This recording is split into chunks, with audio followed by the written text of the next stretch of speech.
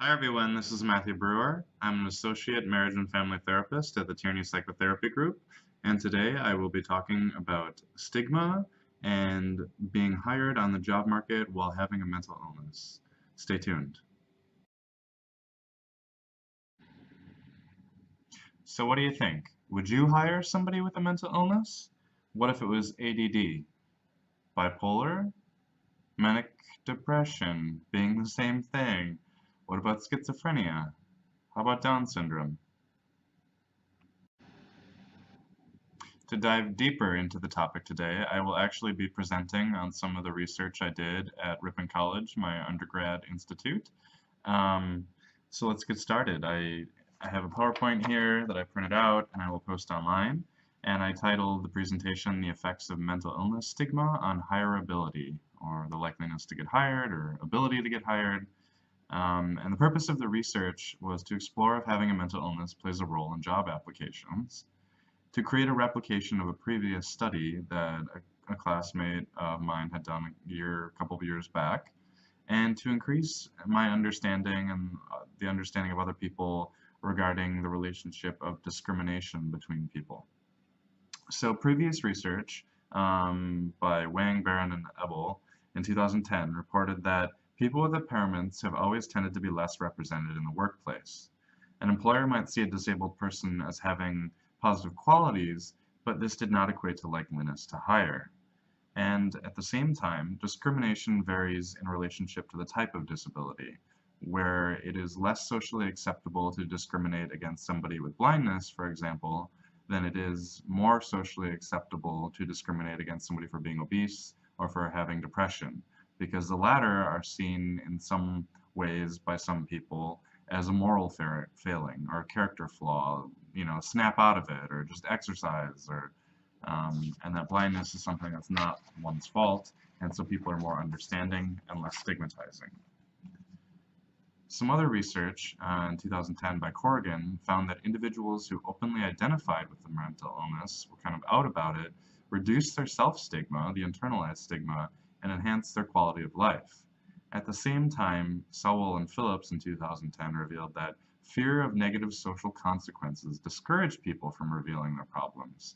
And unfortunately, this could lead to further psychological problems. So it's kind of a catch-22, damned if you do, damned if you don't.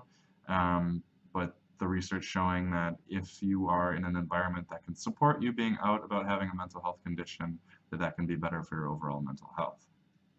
So my hypothesis in the study was that perception that an applicant has a mental illness will decrease the likeliness that an employer will hire that person. So the method that I used was to have a description of a job applicant and handed it out to people, and the last line, some of the surveys would say, and this job applicant has a mental health condition that they're seeking treatment for, and the other ones, the control, would not have that. So I wanted to see if the ratings of likeliness to hire that person would vary. And thankfully, I did not find a significant difference, which could potentially mean that the stigma has decreased, or there could be other flaws with the study. The previous research that I was replicating it on, they had 4 different conditions, a control describing somebody as bipolar, another one as manic depressive, and another one as just a general mental health condition. And that previous research actually did show a significant difference, so that there was some stigma that got picked up. I guess I can just kind of do a brief little, here's the survey, and you can see just a description of a job applicant, and then, right over there on the last line, we kind of talk about if they have, a mental health condition or not. And then we have the Likert type scale rating to see if they would be willing to hire that person.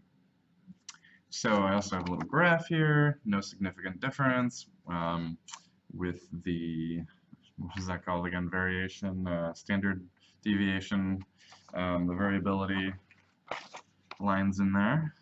And so let's see, further research is definitely going to have to continue to examine this, because I've heard, though anecdotal from some other people, that they have been discriminated against for having a mental health condition. Yeah, so that's this one segment here, and I will stop this one and we'll transition to the next segment. Hi, we are back, and I want to describe a little bit about the process of stigma.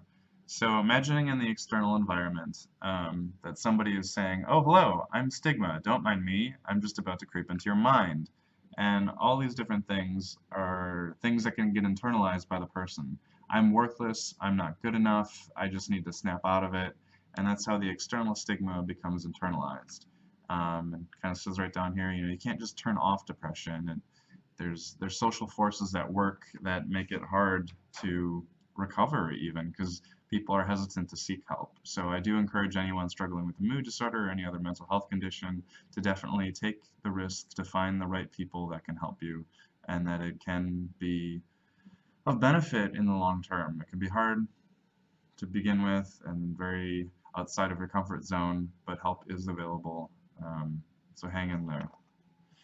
And then just to talk a little bit more about how that actual process of external to internal stigma happens, have this other chart here, and again I'll link these. But first we become aware that the public believes people with a mental illness are weak or stupid or whatever it is, and we start to agree with them if we hear it enough, and then we start to apply it to ourselves. Well, it must be true for me, and that's when the harm starts to come in. Because I am weak, then all these other negative beliefs start spiraling out of control. The person gives up trying to hold a job, to have friends, to get help, because they think nothing's going to change. Basically, it's learned helplessness. And so, what are we going to do about this? We have this stigma. It kind of splits a person in half between who they are who they were, and this ill part of themselves.